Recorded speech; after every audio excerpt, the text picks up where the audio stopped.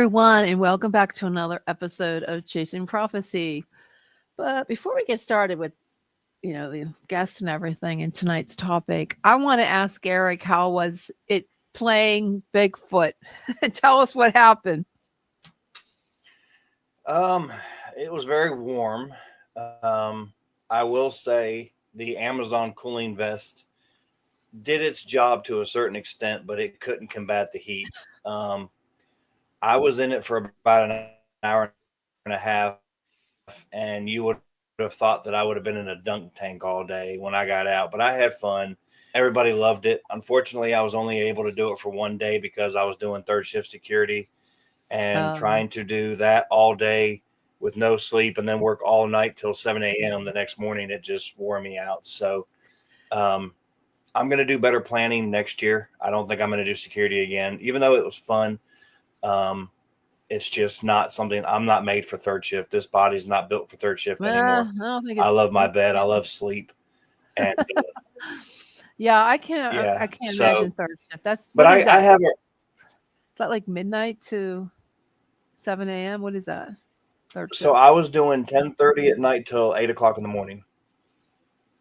Oh my God, that's insane. Yeah, I was doing 10:30 p.m. to 8 a.m. every day for a week, That's and crazy. it just slap wore me out.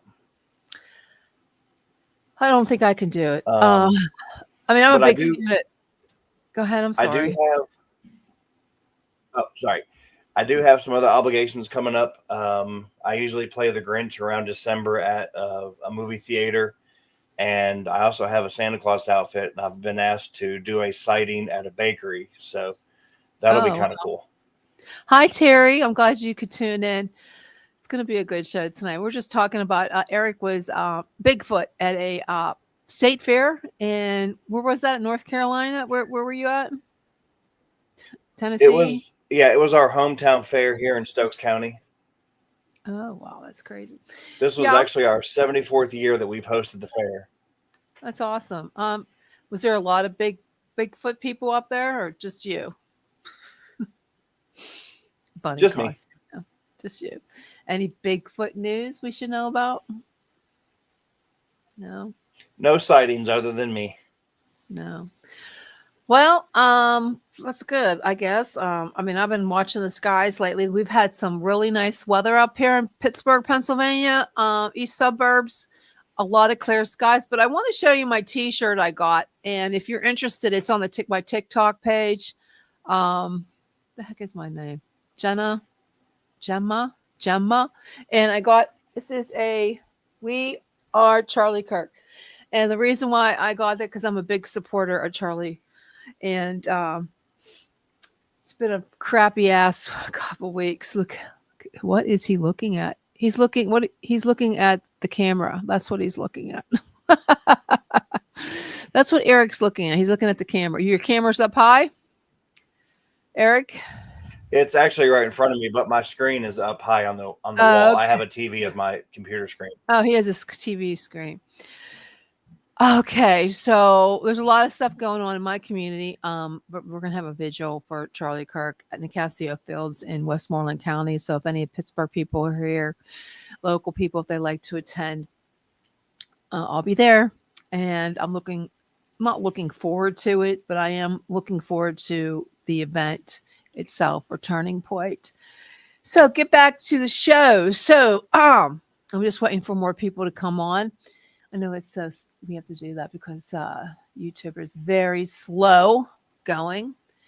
So, but I Mm. just want to tell you about our show today. Today's show touches on something that both deeply, I don't know what you want to call it, spiritual. Would that be spiritual, Eric? I don't It know. can be. Uh, It can be. And we're going to talk we're going to also talk about what's going on too with Marilyn and see if she can help us get through some of the crazy stuff that's happening and how we process. Maybe this technique can help us process pain, personal, collective, and even cosmic craziness. But in a world where where public tragedies and political division and emotional unrest it seems constant right now. And I don't know about you, but I am asking, and I'm struggling with this so much. Like, how do we rise above the chaos? How do we rise above the chaos? Is there a higher perspective that we can figure out? I mean, how do we do that? So she's going to talk about astro projection, which I have a little bit of experience with that. Not that I want to. Sometimes it just happens when I'm in my sleeping mode. But my family, my sons have experimented with this. So we're going to talk about that. And my guest today has spent decades, Marilyn Hughes, is decades exploring the deepest spiritual dimensions of reality. I know that sounds really deep, but it is. She does out of body stuff, and she has 90 books. Now I'm having a hard time just writing 2 or 3 lately. So, and she's a lifelong teacher of travel, mysticism, and spiritual transformation. So we're going to talk to her about how out of body experiences can help us understand grief, anger, healing, and even what goes beyond death. And not just the concepts, but as a personal and transformational experience that she might have. So we're going to talk to her about that. So whether you're feeling a little overwhelmed right now by the world, I know I am. Seriously, I am. I was just talking to my friend Terry. I mean, I feel overwhelmed about everything. I mean, you turn on the news. I don't know about you, Eric, if it's affecting you, but when I turn on the news, it's like always on me. It's like it splashes into my subconscious and I go to sleep and I think about it. And not only, like we were talking about it last week, how Charlie Kirk's murder came up on my feed. I didn't want to see it. It just popped up, not once, but 3 times. It's like, what do you do? I mean, just turn off the phone, shut it off. I don't know. What do you do? Do you turn it off? Do you even go on social media? Eric, are you still there with us? I do, but I'll be honest with you, I don't watch the news. No, you don't watch the news. See, I watch it I because just I want to can't. see what's going on. It's too much for me. Yeah. I'll I'll pay attention to certain things that people post on social media, but other than that, I don't dive into the news. Mhm. I I just can't bring myself to do it. I know the world's in distress, the world's in chaos, and it's going to be that way for as long as we're here on this earth. I don't think Mhm. that's ever going to change just because there's so many different people from so many different walks of life. It's like I refer to it as those reality shows they used to have on MTV where they'd stick a bunch of people from different personalities in one house and expect them to live together in harmony. You can't do it. Yeah, you can't do it. Okay. So I'm going to ask Marilyn to come on. But I want to make sure if she can hear me. Okay. If you can't hear me, just shake your head. Yes or no. It says in the comments she still can't hear Okay. anything. Okay, we're going to use my phone to bring her on. So, Marilyn, welcome to Chase and Prophecy. Hi, thank you for having me. We're glad to have you. When I was just talking to Eric about how do you deal with what's going on. So before we get into all that, let's get into a little bit about how you got started in your work. Is this new work? This out of body experiences that you're talking about in astro projection. No, I've actually been doing it for over 40 years. And my first experiences were about 51 years ago, actually. So it's been quite a long time. I started working and writing 40 years ago. So long, long time. It began, I would say, the first experience I had was when I was 9 years old.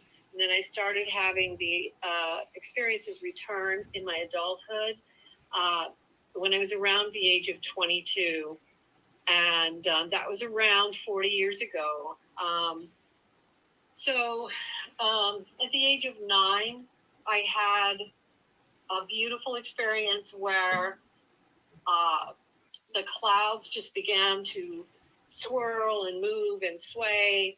They turned this beautiful bluish, gray, white.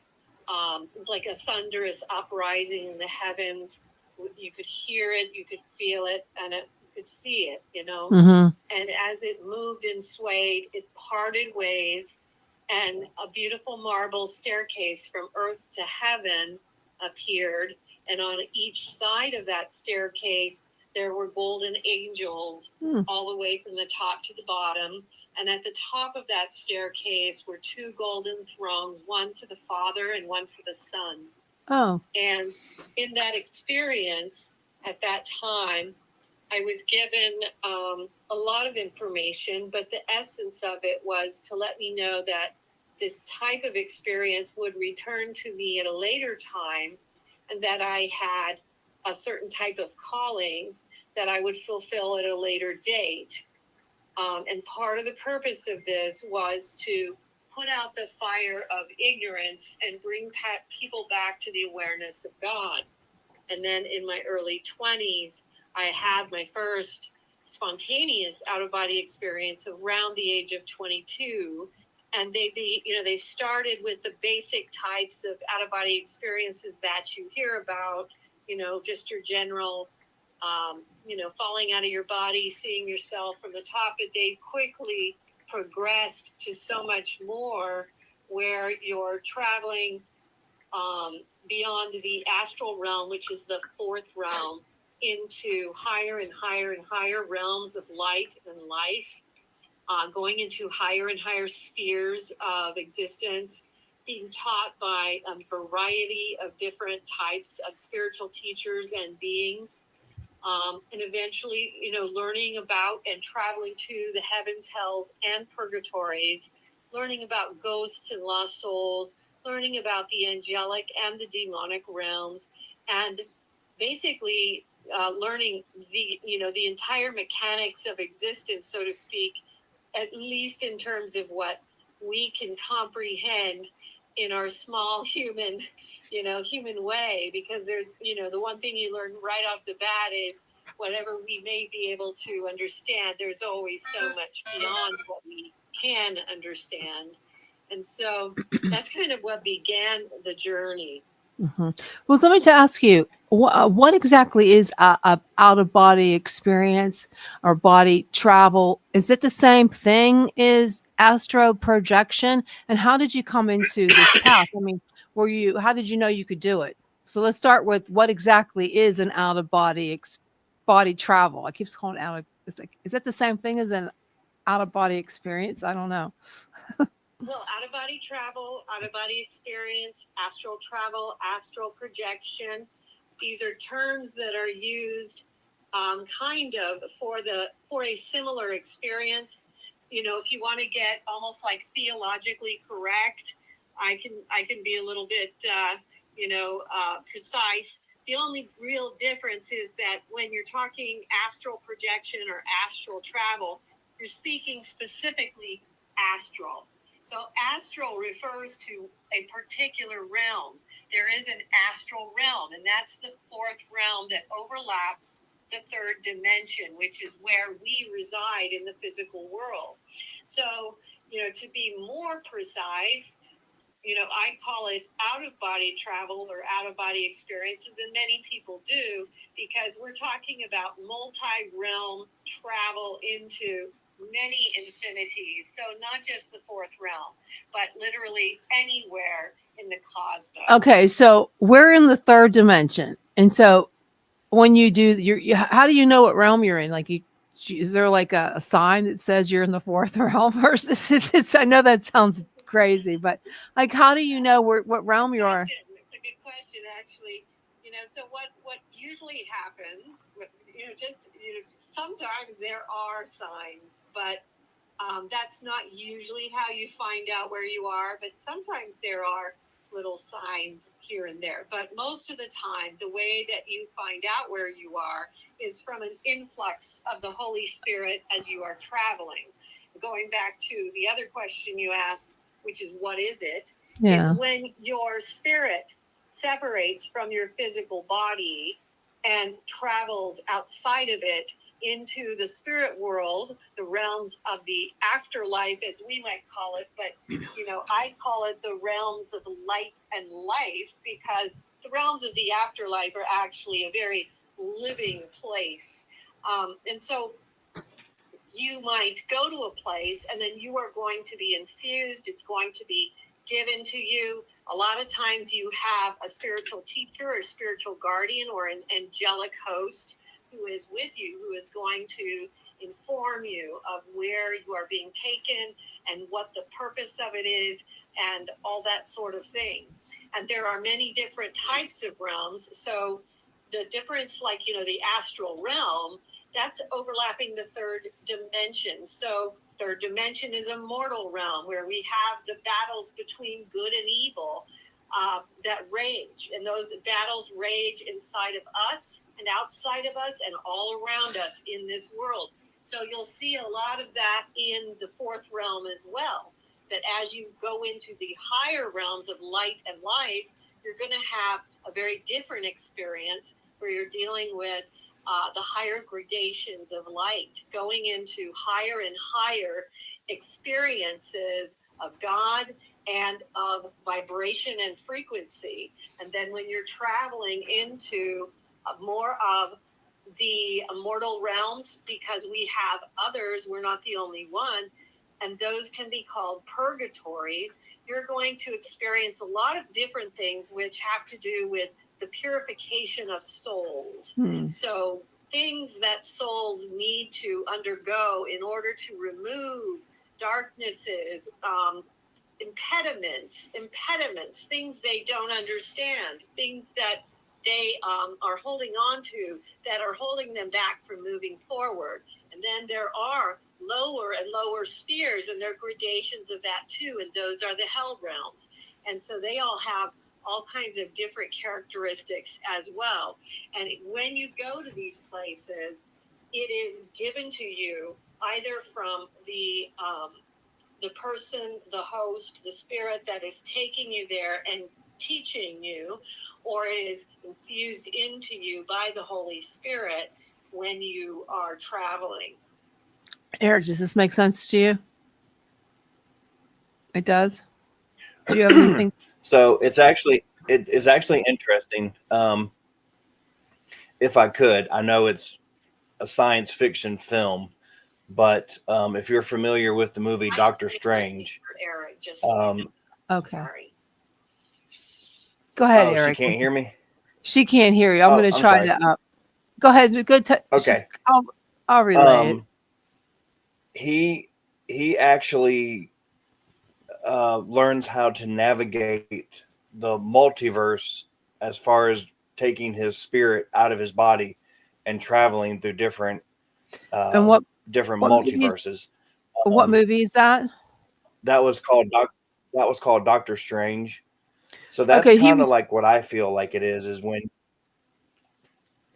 Go ahead. when you feel yourself lift out of your physical body and you can see yourself still laying there, but you can move around these different, I guess, universes, if to use a phrase.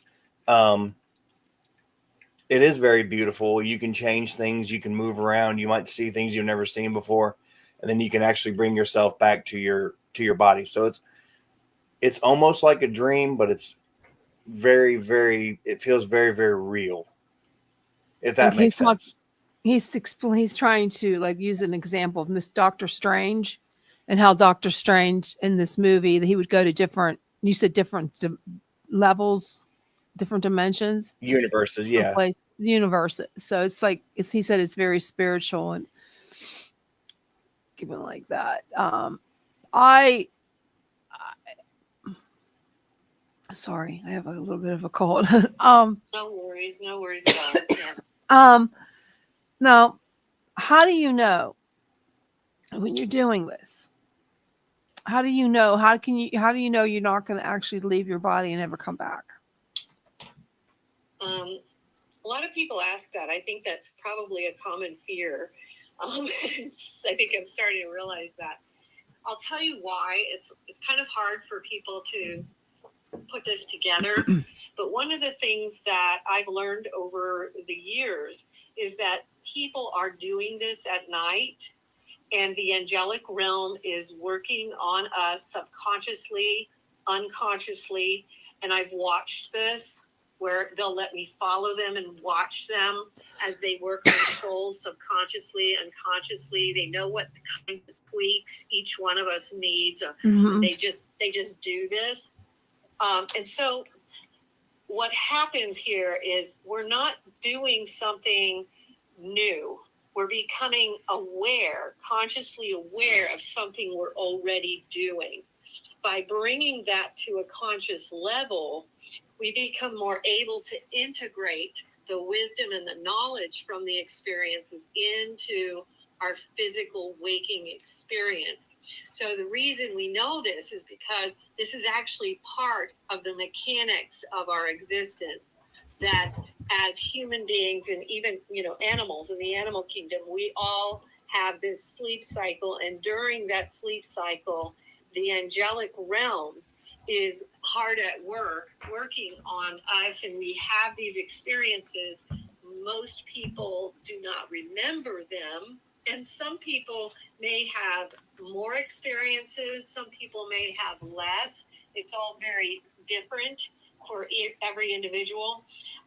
But when people become interested in this and stuff like that, part of what's happening is something is encouraging them to bring that conscious awareness to the surface. So you're not doing something that's not already.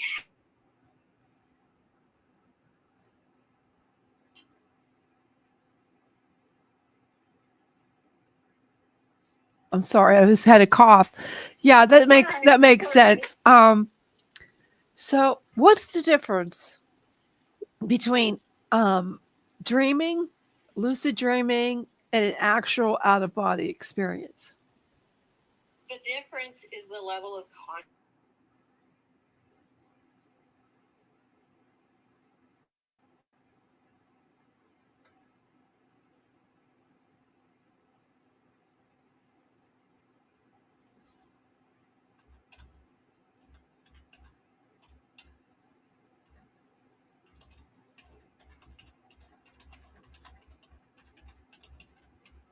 State, you're going to hear the jet engine noises. You might hear the voices, which are all of these thoughts of humanity. Because what happens is you're switching gears from your physical vibration to your spiritual vibration.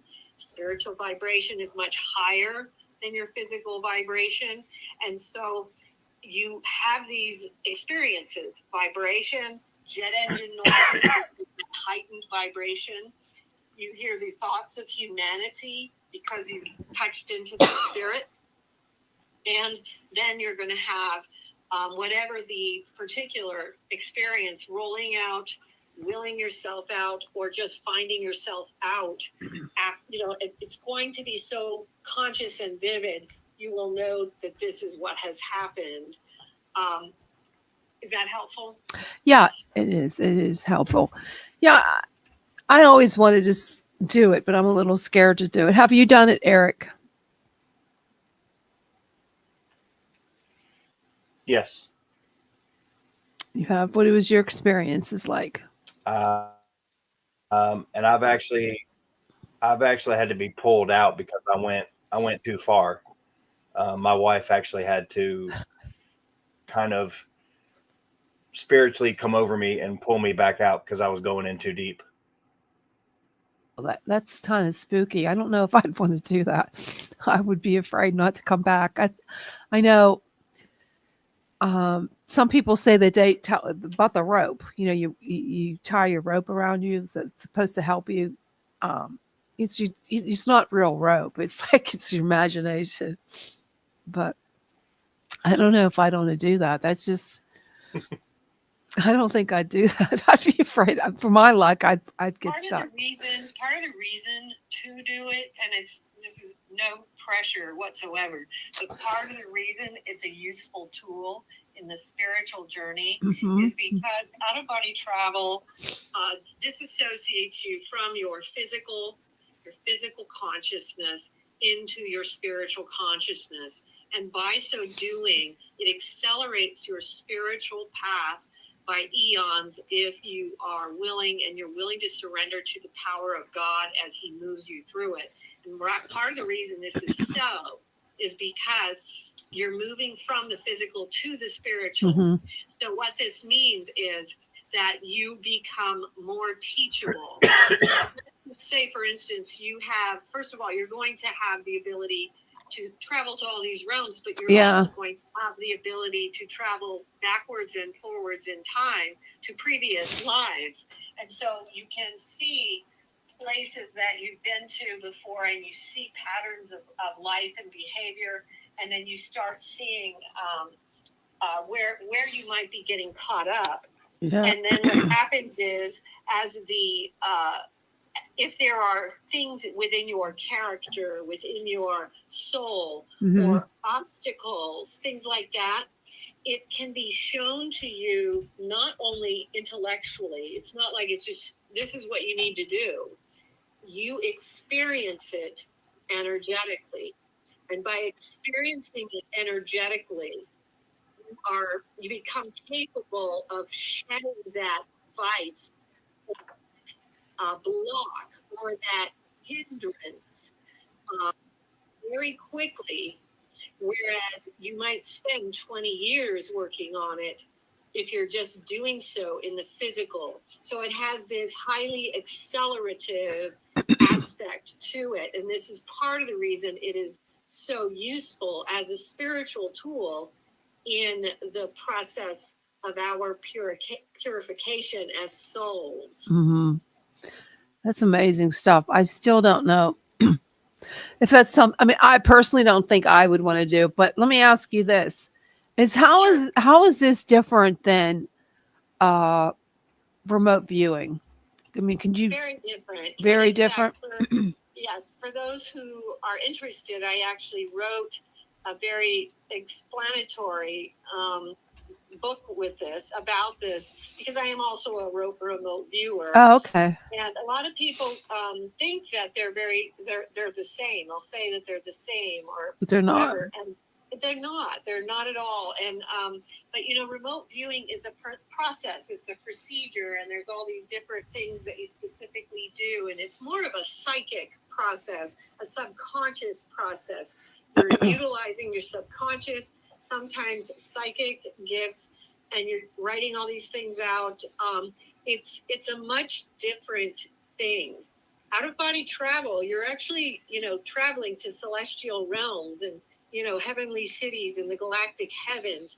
It's very, very different. Very different. And so, I have a book. It's called Out of Body Travel, Remote Viewing, and Astral Travel, Definitions, Similarities. It's something along those lines. And it explains it lays it out step by step, how they're done and why they're different. And then you can see, they're both excellent and valuable tools, but they're different tools. Mm-hmm. Yes. I'd like to. So if you've done a lot of that remote viewing, that's something you do, right? All the time, or is that just something? Did you do that for work for certain law enforcement?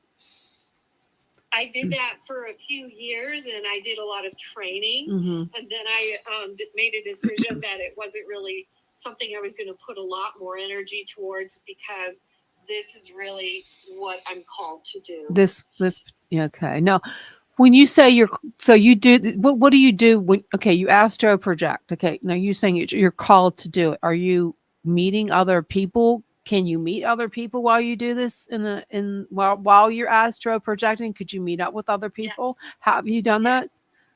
Many, many, many times. Well, tell me how do you know? Does that other person, do they recall it too? I mean, is it something that hey, listen, I saw, was that really you? Does that make sense? Well, I think what you're talking about is a little different than what I would approach. You can do that. There are people who do that. And yes, I have people where we have met up and we both have memories of it. But more importantly, I'm more likely to go meet someone's deceased family member. Okay. So you're using it. Okay. That's what I understand. But I don't do that intentionally. It's something that if there is a message that needs to be shared, Mm-hmm. that person might seek me out, or I will more likely be having experiences wherein I will be meeting with like the spiritual teachers, or in my case, a huge part of my calling has included the prophets, saints, mystics, sages, and ascetics from the world religions of all around the world, and all traditions and etc. And I have been led and guided by all of them, and their saints, and had amazing experiences with that. So I think what you would be looking more for is the contact that I might focus on would be with people who are in the afterlife. Because remember, people are deceased they're not dead. They're just people in the afterlife or in the worlds of light and life. So those are the people I might have the most contact with over there. Now, in terms of having contact with people in this world, there is something that is called the alteration pathway, which I wrote about in great detail in a book called Medicine Woman Within a Dream. And there is a process that we undergo and we're trained for, wherein we're called in to actually help with the angelic realm in working with souls who are still incarnate here, and souls who have just crossed over, who have just died, and souls who might be ghosts or lost souls who need assistance in crossing over because they're stuck. And then we'll be called in to do things to assist those souls, either who are incarnate here, that we are going to make certain adjustments with them in their reality to help them either to avoid something that it is hoped they will avoid because it is not necessarily the highest outcome for their life. And so we're trying to assist so that they will make a different choice, or that they will be able to avert a certain kind of disaster, or even avert death at a particular moment if it's not something that is for them at that time. It's not necessarily the highest good for them to go out at that time. There's all kinds of reasons. A lot of times it has to do with, drug use, relationship issues, people who are just stuff that people are doing in their lives, and you're trying to offer aid to assist them to overcome it so they can go to the next step. People who are lost souls and people who have just crossed over, they just usually need some help to get them to the next step, so you can hand them over to their angels, who will then take them to the light. And they just need someone with a physical reference point, because they are kind of stuck in that middle place where their vibration is not quite high enough, where they can they're just stuck. They can't see their angels quite yet, but they do better if they have some assistance from someone in a physical flask. And then, you give them a few little adjustments, and all of a sudden the heavens open up and they can see it. And once they see it, they don't need you. They immediately go to their angels, and they go to the light with their angels. And so there's all sorts of scenarios. That's why I've written so many books, Eric, do you have anything to add to this for our audience and people out there? I'm loving every minute of it. She's spot on about everything. Okay, well, what I have to add is, like, how do you know that when you're astro projecting that you don't come across like a demonic entity instead of an angelic one? Like, how do you know the difference? And I mean, what if there is a demonic presence? What do you do when is there a way that you can tell them to leave you alone, or can you protect? There's all sorts of. You can protect yourself. Protect yourself. Well, what I was going to say is there's all sorts of dark and demonic entities that are out there, because we do have a cosmos where, like I said, there's heavens, hells, and purgatories. And so there's a whole a whole section, lots of sections in my books about dealing with spiritual warfare with different levels of beings. You know, sometimes when you're just dealing with lost souls, it's kind of a bit of a warfare. And then when you get to the demonic, then you're really dealing with higher level warfare. We recently released a 2-part documentary film, Spiritual Warfare, Angels and Demons, Preparation, and then Combat, which goes into a lot of detail about all this. But my books also obviously cover a lot of that because that's what we based the documentaries on. There are a lot of things that we can do to protect ourselves, and a lot of that is going to be prayer. And one of the things that I discovered early on was that a lot of the prayers that are the most effective in the mystical sphere are ironically Catholic prayers. Mm-hmm. So they're going to be things, well, the biggest one would be the Our Father. The Our Father, the first stanza of the Our Father especially, is profoundly powerful as an exorcism prayer Mm-hmm. for the demonic. And if you actually listen to that prayer, Our Father who art in heaven, hallowed be thy name. Thy kingdom come, thy will be done on earth as it is in heaven. And these were the words of Christ.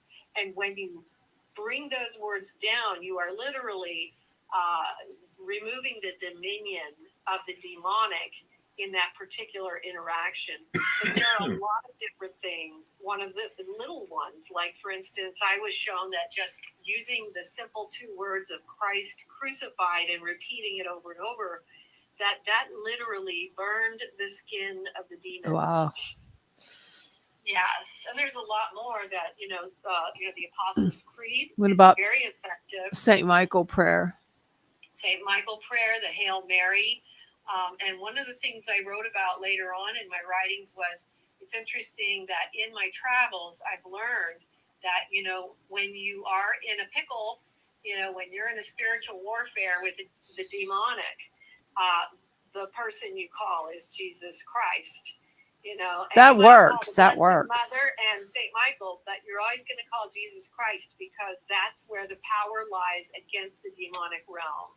There's a reason why when things get really tricky, people have to go to a Catholic priest or an exorcist because they have the anointed hands Mm-hmm. to handle that type of thing. And so there is such a thing as, the anointed prayers and the understanding of what's anointed in the spiritual realm. I also do a lot of things, and I recommend to a lot of people that you always have like a crucifix over your bed, and you do some things with holy water, things like this. These are just some of the basic things that you can get started with. But there's a lot of guidance in my books where you learn a lot about what is it that what's going on with the demonic realm. What is it that brings them in? And I'll tell you another secret is that a simple thought of a vice, it gives permission, gives dominion, just like a simple thought of a virtuous thought gives permission and dominion for that same angel of virtue to reside around us. Mm-hmm. So too does a simple thought of a vice give permission and dominion for the demons of that vice to be around us. And so we don't think about how much by our words and our thoughts we are creating what is around us and what is influencing us, and how important that is. And I know that we were planning to talk a little bit about just the climate of the country, and that is part of what we are dealing with, because right now it is a huge spiritual warfare that we are dealing with. It is big time. Yeah, so getting over to that part 2. How right now, like you said, the world feels heavy. It feels heavy, and people are angry and grieving and divided. And how can an out of body experience or mystical practice help someone navigate that emotional chaos that we're all feeling right now? Well, first, I'd like to go ahead, if you're okay with it, and share a vision. You know, a lot of the people that I have come and read my books and stuff, they become mystics themselves. And one of my mystics had a beautiful vision about Charlie's soul, and I would like to share that. Yes, do. I would appreciate that. Yeah, and then we can, talk more about that. So this is what she experienced. She said, as I left the body, my spirit rose into the vast sky. Higher and higher I ascended, watching the city below diminish until it became but a whisper of light upon the earth. Carried upward on unseen currents, my soul was drawn into prayer, my voice lifting in hymn as I sang the rosary. Soon, another soul came alongside me, joining in the sacred melody, guiding me deeper into the song of prayer. In that ascent, I offered fervent prayer for the soul of Charlie Kirk. An unseen presence came near, his spirit radiant with peace. It was revealed to me that his passing was not an ending, but the final holy work entrusted to him by the Lord. Joy and serenity filled my soul, and I was led to chant the Divine Mercy Chaplet in his honor. When I returned, my spirit did not cease in prayer. I gave thanks to God for the gifts of this night and lifted up his family and all those who grieved his departure. In this prayerful state, another vision opened before me, the globe of the earth, turning in darkness. From its shadowed form, a luminous crystal blue sphere emerged, shimmering with countless sparks of light, the flames of faith. Through his death, these sparks have been kindled in many hearts, each glowing like a star upon the world. In that moment, it became clear to me that everything had been divinely ordained in this case. Charlie's passing at such a young age was not without purpose. It was the very spark meant to awaken the light in countless souls. There was no other pathway by which it could be accomplished. I was also shown that his wife, too, had been chosen and trusted to carry his torch forward and continue the work into the future. The vision was breathtaking, steeped in beauty and peace and the power of God. And in its radiance, I remembered Charlie's cherished words, which were echoed into my soul as I was flying through the stars. Here I am, Lord, use me. Wow, that's amazing. So, what it shows us a few things. First of all, it gives us a little glimpse into that world of light and life, and that purpose can be greater than we can understand. It shows us that the divisions that divide us here on earth are nothing really in the light of the bigger plan that God has placed forth and has in mind for the bigger plan, all of us, Yeah. And the one thing I would say, because it's hard to explain, because people get so caught up, and this is part of the reason when we talk about those demonic battles, Mm-hmm. People have gotten very, very caught up right now in how they feel. And I do feel that there's a really simple question that people need to ask, which is, does anybody deserve to be murdered for what they believe? Or are we a free society who allows people to have differing viewpoints and differing worldviews? And if the answer is no, people should not be murdered, then there is nothing that goes beyond that, Mm-hmm. right? Because it doesn't matter if you agree with Charlie Kirk or if you agree with somebody else It doesn't matter what you feel about any of it. People get caught up in their feelings. They don't even realize that what's happening there. The demonic realm is inciting people. Yeah, it is. It's everywhere, and it's. I just can't believe all the stuff I see on social media. I mean, I have a vigil. Well, I'm not planning it, but it's at the venue that my family owns, and it's for Charlie Kirk. And we posted it on a number of the local pages, and some of the stuff that they're saying, like it's horrendous. It's like, what's wrong with these people? Are they all possessed by demonic forces? I mean, some of the stuff that comes out of their mouth. I do think they need to stop and they need to ask themselves some of those questions. And one of the things that people need to ask themselves is, what happened to the time? I'm old enough to remember that when you hear about somebody who was unjustly shot down that you didn't maybe agree with or didn't like at all, you felt it to be tragic. And it didn't matter that they didn't agree with you or you didn't agree with them. You grieved for them.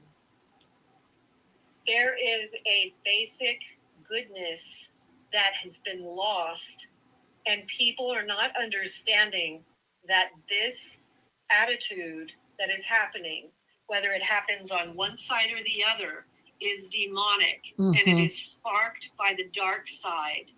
And they need to stop themselves and they need to ask, does it matter how you feel about how anyone thinks?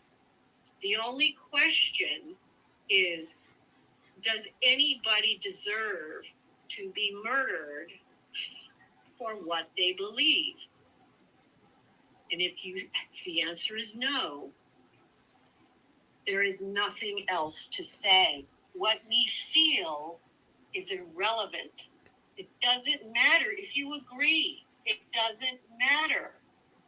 And so when the anger comes up, you have to ask yourself, where is this coming from? Where is this coming from? Because it's not coming from God. It's not coming from his holy angels. It's coming from below. And something dark is taking a hold of you because your basic humanity has been manipulated. Yeah, you don't have to agree with it. In fact, the crazy thing about this is the idea that people have developed over the last few years that each and every one of us has this like sovereign right to judge everyone else and that our individual judgment is correct and true. And how arrogant are we to think that? yeah. So we like to judge other people by the worst things that they've ever done, by the 6 seconds we can find. But we don't want to be judged that way, do we? No, it goes back to the old. People the way that we want to be judged. Yes, it goes back to the old. Like, do unto others as you want to have them do unto you. Goes back to that, and I don't know. It's just there can't be all that. So there's so many of. I mean, it's that many evil forces that are just taking over souls. It's like, my God. And part of the deal too with that is one of the things that Charlie Kirk did represent was he did go out and he very skillfully actually would try to explain his own views from his Christian beliefs and why he believed what he believed. And then he would try to understand what other people believed from their belief systems. And then he would also try to explain, well, why does our worldview or his worldview over here contradict from our worldview over here or this worldview? So like the Christian worldview versus maybe an atheistic worldview. And he would say, well, this is why we differ. And part of the problem has been people want more than understanding. They think that if he's just telling them this is why we believe what we believe, that's not good enough. They're saying you must accept and do and be what we have decided is acceptable. And that is not respectable dialogue. Mm-hmm. He's trying to explain to them, we have a different worldview, they have a different worldview. This is the difference. So this is our cosmology, this is your cosmology. And obviously, if you have two different cosmologies, one based on a God, one based on no God, they're not going to agree. And so people are not even using their most basic reasoning skills. Obviously, they should not expect to agree with someone who is trying to explain to them a worldview which involves the belief in a God and a worldview that involves a belief in no God.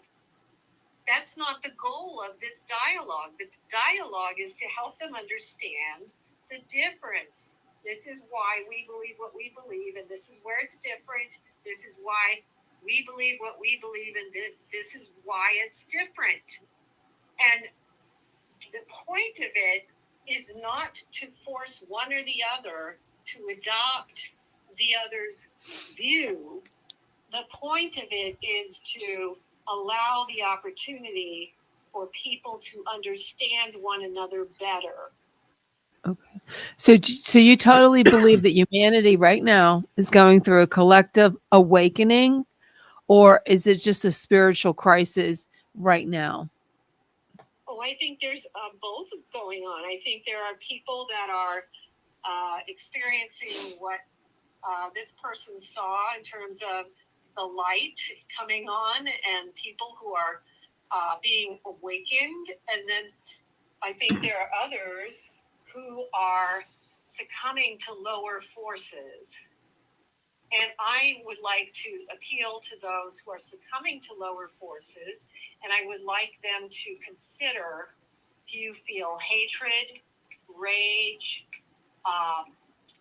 You cannot feel sympathy, love, or compassion for someone who's been brutally murdered, and all you can do is focus on the fact that you don't agree with them. Then you need to help. take a look at what is controlling you, because it is not something from God. It is something from below. And that's just the God honest, sorry, difficult truth that you need to do and look at. And you have to stop. You have to stop. And you have to ask yourself, why am I so enraged? Mm-hmm. Why can't I generate the slightest bit of compassion? What is going on? Who's got a hold of me? Satan. Most definitely. Yeah.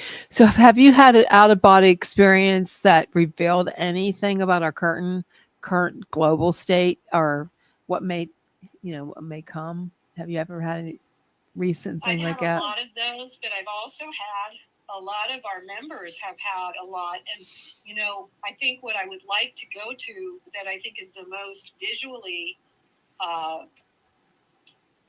explicit and makes people see it the best is one of our visionaries has had several visions about the evil waters, and the waters are coming in and they are literally destroying everything in their wake.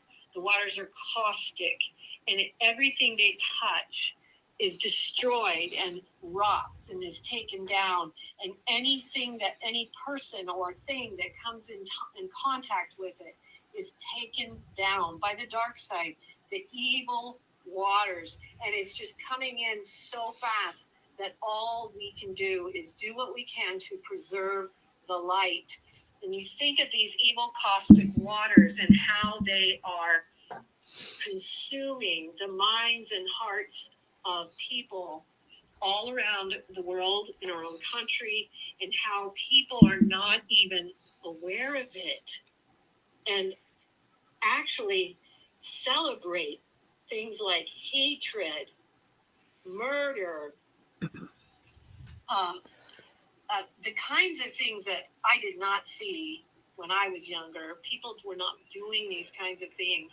There is an energy that has changed, and it comes from a lack of discernment, a lack of real interior retrospection. People are not doing the inner work that they need to do.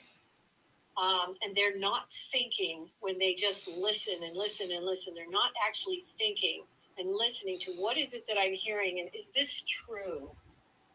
Is this true?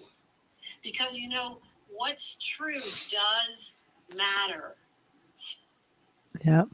In the last few minutes we have, I just want to ask you, can anyone learn to travel out of body, or is it something reserved for only mystics and spiritual adept people? Well, a lot of people can. Not every person who seeks to do it will have success. But what I've definitely seen is a lot of people can, if they have the correct intentions. And, you know, those intentions have to do with, you know, seeking the holy will of God, being in a state where they want to know what the truth is, regardless of whether or not that's the same as what they currently believe, and they're willing to be taught and corrected by the Spirit and by the Lord, the Spirit of the Holy Spirit. And when a person is in that right space, and when they have that right temperament and they do the practices, a lot of times they do find the experiences do eventually come to them, and they're life changing, because it's what happens is we are shown what everybody needs to be seeing, which is what is the darkness within ourselves. We need to stop being angry at everyone around us. We need to start doing the work inside. Most definitely. How does this astral projection or outer body, how does it differ from like meditation? Isn't it the same, or is that just a deep, really deep meditation? No, meditation is meditation. And like I said, out of body travel is when a soul actually leaves the body and travels the other worlds, the heavenly spheres. Meditation is a huge part of the actual practices that I recommend to people as part of process to achieving out-of-body experiences, but they are different and separate practices. Okay, now how can, like, I want to get your book and I want to read it because I want to learn more about it. So where do I go to find your book, your books? Put it that way. There's it's at outofbodytravel.org or astralprojection.co. And if you're starting out, you want to start with The Mysteries of the Redemption, a treatise on out-of-body travel and mysticism, and Come to Wisdom's Door, How to Have an Out-of-Body Experience. You can also try the new book that I put out, which is the complete guide to out-of-body travel and astral projection. It's in the new series, but there's a lot of books there. So if you have any issues or questions, you always just email me at Marilyn Hughes at Out of Body Travel. I've written 140 books on the subject, so there's a lot to choose from. You can download the books for free. You can also buy them. And we have films, and those are also, you can watch them for free, as well as, you know, if you want a copy, you can purchase them. But so we have films on how to have an out-of-body experience, the grand phases of the soul, a lot of different things. Just go to the YouTube channel for all of that. Here you go. Any final thoughts, Eric? I think it was a really wonderful podcast. It was very informative tonight. I was glad to have Marilyn on. Yeah, it was very interesting. So I just have one bonus question for that we're doing I'm trying to do every end of show. And here's a bonus question for it. If you lost all your spiritual experiences tomorrow, what part of your faith or inner knowledge knowing would remain? It would be my faith in God and my faith in Jesus Christ, which will always be strong and was strong long before I had the experiences and would last long after. Amen. Amen. Yeah, I think that should be top. That should be top. So if you guys have any questions or comments, you can leave them in the comments this is recorded on the later. And if you can find her books on her website. And if you want to know more about this, I definitely would email her. I would definitely do that. And I just want to let everybody know that my books are available from the Sky Saga, Moon Dust, and Rocky the Rockefeller Christmas Tree is available coming up for Christmas. It is in Amazon. So if you'd like to be a guest on Chasing Prophecy, drop me an email at chasingprophecyradio@gmail.com. And if you would like to start your own podcast, you can go to Oracle Talk Radio Network @gmail.com. It was a great show tonight, guys. I'm glad you could be here. We'll see you next week. Thank you so much, Marilyn, for being on the show. Thank you. Thanks for tuning in to Chasing Prophecy Radio, where nothing is beyond the scope of normal. Be sure to check us out on Facebook and YouTube for past episodes, live streams, and more. And if you'd like to be a guest or reach out, email us at chasingprophecyradio@gmail.com. Until next time, keep looking beyond the shadows